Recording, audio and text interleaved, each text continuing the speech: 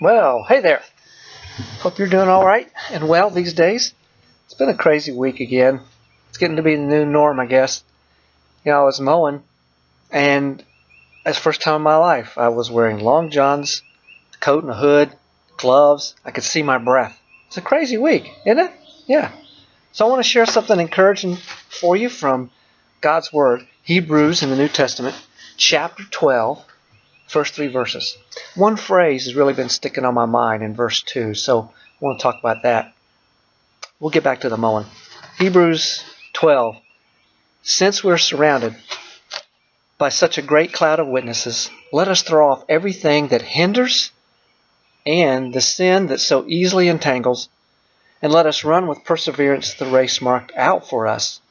Let us fix our eyes on Jesus, the author and perfecter of our faith, who for the joy set before him endured the cross, scorning its shame, and sat down at the right hand of the throne of God. Consider him who endured such opposition from sinful men, so that you will not grow weary and lose heart. Hebrews 12, verses 1 to 3. Good stuff. Well, the phrase that stuck out in my mind the past week or 2 or 3, is fix your eyes on Jesus. Sometimes it helps to know a little bit of the Greek, so I've studied up a little bit because the New Testament was written in Greek. And what's the word back here behind the English, fix your eyes? So the meaning of that word, aphorao, is to view with undivided attention by looking away from every other object. To view with undivided attention. To see distinctly. A lot of different ways you could say it. Looking away from everything which may distract you. Looking away from everything which may distract you. Fix your eyes on Jesus, the author and perfecter of our faith. The author and perfecter. Author, he began our faith. He authored it. And perfecter, he completed it. He's made it complete. Actually, it's interesting to note that it's not just our faith. That can be one way to translate it. But literally, it is the faith. He is the one that set our faith. The faith of Christ. And that entails our living. Our living following him requires faith. So, the example given in here is we should fix our eyes on Jesus like Jesus fixed his eyes on something. For example, the biggest example, how did Jesus endure the cross? We're just days away from remembering what Jesus did on the cross on Good Friday. How did he endure that? He knew it was coming. Doesn't that make it even harder? Well, it says he kept his eyes on the joy ahead, the joy to come in the future. We've got to keep our eyes on Jesus and on the joy that's ahead in the future. Keeping our eyes on Jesus, keep walking in the faith, so when these crazy days are over, we can hold our head up, not ashamed, but thankful for how we kept on the straight path. So I want to give you an example of fixing your eyes on Jesus to stay on the straight path. So last year when I was mowing one time in the yard, our border of our yard on the west meets our neighbor's border on the east. We just kind of arbitrarily know where that line is. And sometimes he mows a little over, and sometimes I mow a little over, about a lap. And so we just keep it all mowed there, no big deal. But when I'm mowing, I try to mow it as straight as possible, from the road back to where it meets the woods.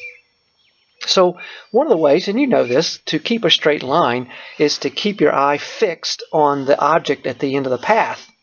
Some object that's not going to move no matter how the terrain changes. You got to go around a little flower bed. No matter what, you can keep your eye on that to help you keep a straight line.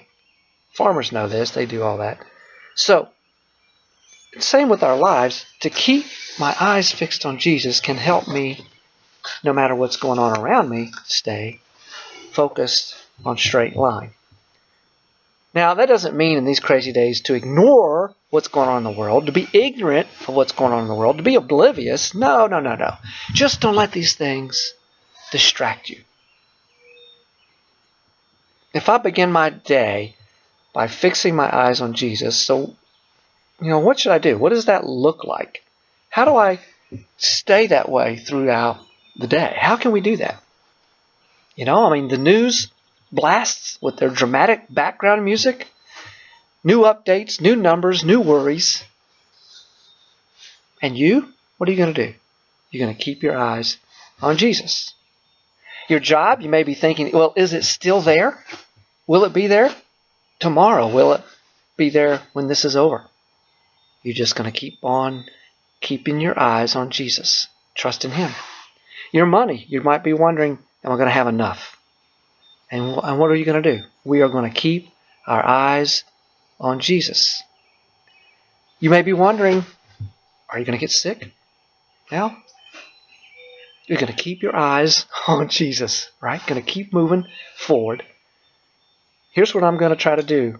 I'm going to pray and read God's Word every day. How about you? I'm going to love my family and my friends and neighbors to the best of my ability. I'm going to work as long as I am able. I'm going to save some money. I'm going to be safe and smart as I can to protect my health. And I'm going to be productive with the time that I have. A lot of you have extra time right now. What are you doing with it?